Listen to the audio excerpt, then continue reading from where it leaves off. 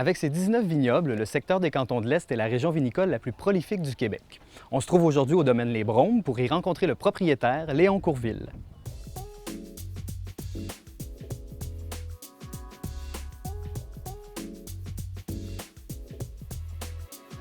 Monsieur Courville, vous avez planté vos premières vignes en 1999, ici même au domaine, mais il y a beaucoup plus longtemps que vous avez fait l'acquisition de ce terrain. Effectivement, j'ai acheté la propriété en 1981. Pas dans l'intérêt de faire du vin nécessairement, on faisait du sirop ici. Ce n'est qu'un peu plus tard, vers le milieu des années 90, que j'ai réalisé que la localisation, le site, l'exposition au soleil, la proximité d'un lac qui pouvait thermoréguler un peu l'environnement, donc un microclimat, était peut-être propice à la culture du raisin. Qu'est-ce qu'on a planté au départ pour commencer? Surtout les cépages hybrides français qui étaient connus en Ontario, pour lesquels on avait une longue expérience. C'était une décision qui s'est prise en 5 minutes, mais ça s'est avéré la décision la plus importante là, de la mise en marche du vignoble. Ça me permettait tout de suite d'avoir un niveau d'expertise puis des paramètres de référence, tant dans la culture que dans la vinification. Et moi, je trouvais ça important d'être capable de me calibrer. D'un point de vue de la vinification, vous êtes reconnu pour avoir des installations qui sont très modernes. Qu'est-ce qu'il y a de particulier dans votre chai? Bien, nous, je pense que la particularité, c'est d'abord, on fait le tri des raisins. On fait plus de foulage, on fait seulement de l'agrapage, on trie les raisins après.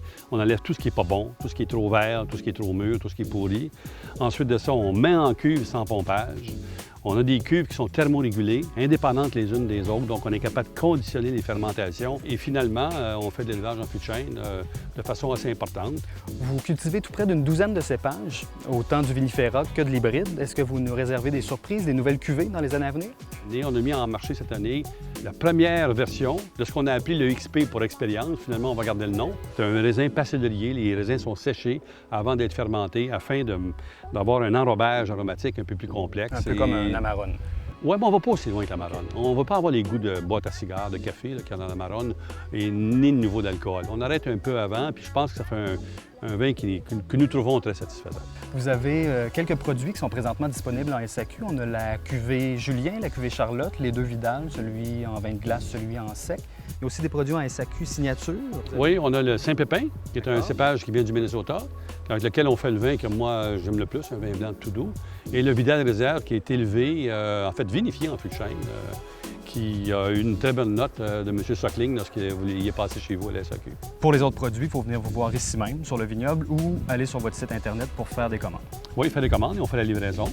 Mais j'invite les gens à venir ici aussi. Le lieu est superbe et la visite est intéressante. Merci de votre temps, M. Courville. Ça me fait plaisir. Santé.